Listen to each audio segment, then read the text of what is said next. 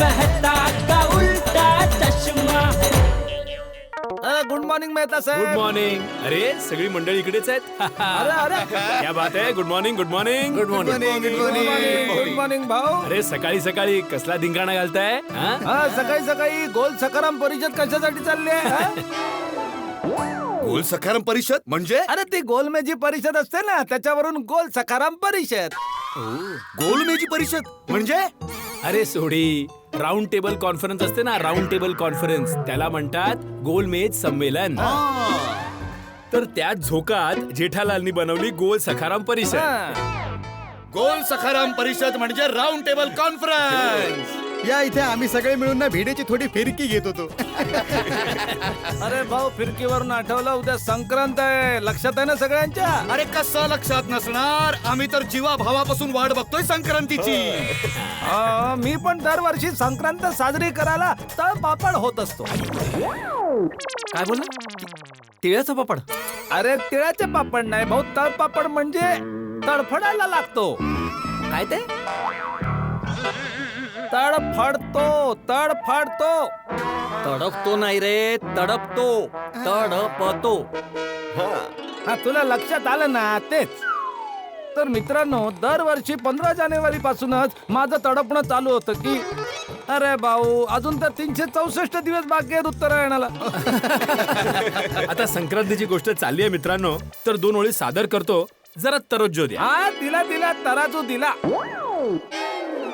अरे तराजू नाही व्यापाऱ्या, तरोज्जो म्हणजे लक्ष द्या. लक्ष द्या. हा ते तर देतोच आहे ना. हो तर ते देतच राहा. तर सादर आहे अंगात मस्ती आणि मनात उमंग. अंगात मस्ती आणि मनात उमंग. हा. तू तर यार ही दृश्य कविता करतोय हा? एकदम अंगात मस्ती आणि मनात उमंग, गुळ आणि तिळाचा संग, आकाशात सगळे मिळून उडवू पतंग आणि भरून देऊ आपलेच रंग. अरे वा. Good morning. Good morning. Good morning Babitaji. Good morning. सकाळी सकाळी काय डिस्कशन चाललंय? अय्यर, आय थिंक मला माहितीये की कुठल्या विषयावर डिस्कशन चाललंय इथे. कुठल्या विषयावर?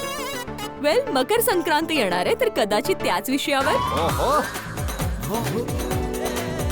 गजब बबिताजी, काय गजब पकडलाय तुम्ही. हा गजब पकडी पाडलाय तुम्ही. हा पकडी पाडले म्हणजे? म्हणजे न कळत आपली गोष्ट कशी काय कळली त्यांना. हा बबिताजी, तुम्हाला कसं समजलं की आम्ही लोक इथे मकर संक्रांतीच्या विषयी बोलत होतो? अरे हत्ती भाऊ, बबिताजींना तर समजलं असणारच ना. त्यांना तर धाब्यावर जाऊन पतंग उडवणं खूप आवडतं. हो ना बबिताजी? बिलकुल. बबिता, पण ढाब्यावर तर आपण जेवण करायला जातो. हे पतंग उडवायला कधी गेलो? अय्यर, गुजरातीत धाबा म्हणजे टेरेस. हे, बबिताजी तुम्हाला हे माहिती आहे? ऑफकोर्स, तुमच्याकडूनच तर किती वेळा ऐकलंय मी. मी कसं नाही ऐकलं? अरे तुम्ही पण ऐकलं असेल अय्यर भाऊ, पण तुम्ही बबिताजींसारखं ध्यान देऊन ऐकत नाही ना. अय्यर, तसं तू ऑफिस मध्ये सुट्टीसाठी बोललायस ना? अगं हो बबिता, मी सुट्टीचं बोललोय. मी पण संक्रांतीच्या साठी खूप एक्सायटेड आहे. जडालाल, तयार राहा. यावेळी तुझा पतंग सगळ्यात पहिले मीच काटणार. अरे तयार तर तुम्ही नाही सोडा. तुम्ही किती तयारी केलीत ना अय्यर भाऊ, तुम्हाला पत्ताच नाही लागणार कधी मी तुमचा पतंग काटला तो. जडालाल, तू माझा पतंग फक्त स्वप्नातच काढू शकतो. तर मित्र, यावेळी मी विचार करतोय की संक्रांतीला घरातच राहावं आणि माझ्या खिडकीतूनच लोकांच्या उडत्या पतंगांना बघत राहीन. का? काय झालं? अरे भाऊ, मागच्या वर्षी मी आर्टिकल लिहिलं होतं की संक्रांतीत पतंगाच्या मांजांच्या मुळे ना लोकांचे चेहरे कापण्याच्या घटना ना खूप वाढल्या आहेत. खरी गोष्ट आहे. दरवर्षी माझ्याकडे पण अशा खूप केसेस येतात बघा, ज्यामुळे मांजाने चेहरा कापला जातो, बोट सुद्धा कापली जातात. आणि तुम्ही तर जाणताच की बिन लग्नांच्यांना चेहरा किती इम्पॉर्टंट आहे. मी बाबा हे रिस्क नाही घेऊ शकत. हा पटलाली रिस्क न घेऊन तू खूप मोठी रिस्क घेतोय सा. कोणती? अरे भाऊ, उत्तरायणात कितीतरी तरुण मुली आपल्या तरुण मैत्रिणींसोबत पतंग उडवायला येतात ना. हा अरे भाऊ पोपटलाल, संक्रांतीच्या दिवशी फक्त पतंगच नाही तर डोळ्यांचे पेच सुद्धा लढतात. हा करेक्ट आहे मेहता साहेब. आणि तसाही बिना लग्नाच्यांना पोरी शोधायला याहून चांगला चान्स कधी मिळणार? तरी पण आपण पप्पूला फोर्स नको करायला भाई. पप्पूला नाही यायचंय तर नको येऊ दे, आपल्या घरीच बसावं. ठीक आहे पप्पू? बरोबर आहे बरोबर. आणि नाही आला पोपटलाल तर काय फरक पडणार आहे? ठीक आहे ना? असं नाही आहे, पण मग ठीक आहे ठीक आहे, ना. ठीक आहे. नाही, नाही, ऐका ऐका, जर तुम्ही एवढा फोर्स करत असाल तर यावंच लागेल ना मला. तुम्ही नका चिंता नका करू, मी येतो ना गच्चीवर आपल्या. हा तर आला ना उंट डोंगराच्या खाली. जाऊ दे जोक सपाट पोपट भाऊ, पण संक्रांत नाही केली तर तुम्ही काय केलं? अरे बिलकुल बिलकुल Babitaji. I love everything about Sankrant. ती कलरफुल पतंग, मांजा, मग पतंगाला कन्नी बांधणं, यु नो जानेवारीची थंड थंड हवा, सगळे लोक नवे नवे कपडे घालून, नवे नवे गॉगल्स घालून पतंग उडवतात. It's just totally fantastic experience. आणि पतंग उडवता उडवता तिळगुळाचे लाडू आणि वड्या खायच्या. हो हो हो. आणि यु नो पतंग उडवता उडवता यु नो म्युझिक वर डान्स करायचं. हा आणि कुणा दुसऱ्याचा पतंग काढल्यावर काय पोचे. अगदी बरोबर. That's the best part about it. हो यार, पूर्ण दिवस पतंग उडवल्यावर संध्याकाळी कॅन्डल उडवायची मजाच काही वेगळी आहे. खरी गोष्ट आहे. ओव्हरऑल या फेस्टिवल मध्ये खूप सारी एन्जॉयमेंट होते. हो बोला बोला, कशी आठवण काढली. काय काय